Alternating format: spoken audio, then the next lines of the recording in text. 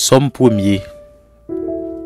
À la bon sabon pour moun qui pas écouter conseil méchant yo, qui pas suivre exemple moun qui fait ça qui mal, qui pas chita ensemble avec moun qui passé bon Dieu dans bêtise, mais qui prend tout plaisir dans la loi seye qui repasser dans tête li la journée coulant nuit. Les temps kou yon pied bois yo planté bo canal d'eau, les donner les saisons river.